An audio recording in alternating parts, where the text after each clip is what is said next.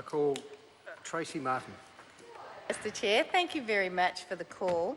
I was going to take a call on science and innovation inside this particular part of the debate, but there's a couple of things I want to address that have been previously spoken about by the Minister and the Chair and a previous Minister.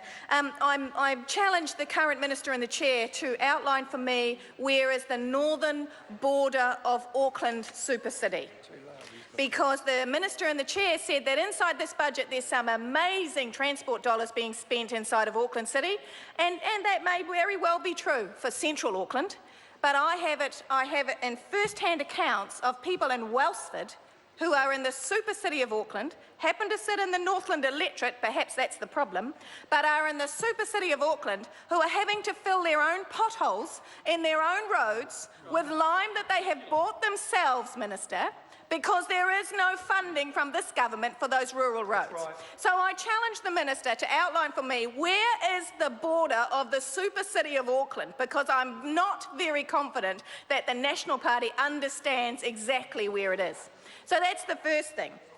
The second thing was that the Minister Joyce stood up and talked about the wonderful things that were done in this budget with regard to international students.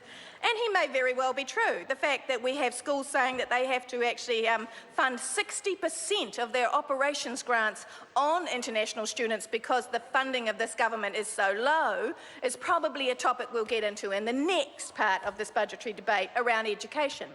But let's talk for a moment about science innovation, which is part of this particular part of the budgetary debate. And I want to talk about the PBRFs.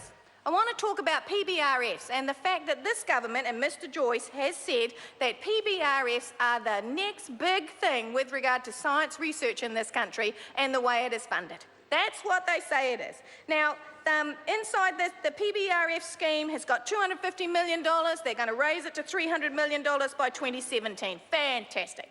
Problem is the unintended consequences. What have we got going on because there's a 100% competitive model with regard to research in this country? 100% competitive model with regard to scientific research. This is the worst thing that has happened to science in this country since the DSIR bloomin' shake-up that I believe was done by a national government as well.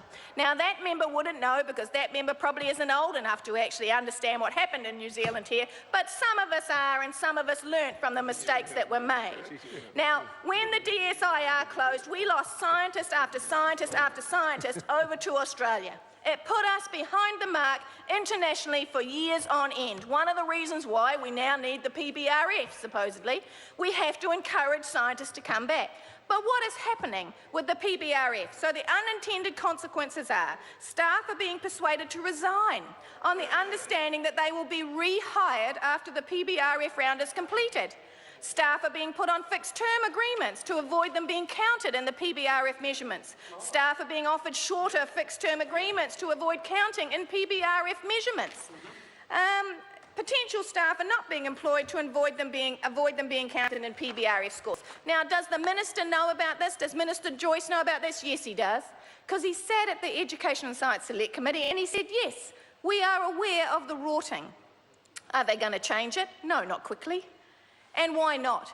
Because it's that commercial model that they believe, that government believes is all that is important.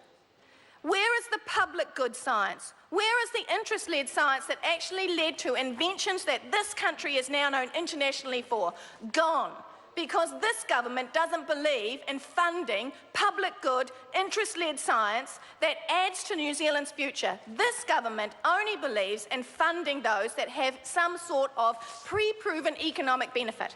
And how does that affect every business that is inside, let's just say, Wellsford, let's just say Tahana, let's just say Kerikeri? Do you know how it affects them? How it affects them is they don't even know it exists. They don't even know that dollar-for-dollar research investment exists. They don't even know what Callaghan Innovation does. And yet they're in the super city of Auckland. And yet they're sitting in a city that this government, under legislation only 2 years ago, purchased the Food Bowl of Auckland to help food manufacturers and food production go from there to there into packaging to send it overseas. And yet, inside the northern borders of the super city of Auckland, they don't know a thing about it. And that is because, sir, this government is urban-centric. This government doesn't see the regions. This government believes when they look at the regions... Mr Chair, I call Nikki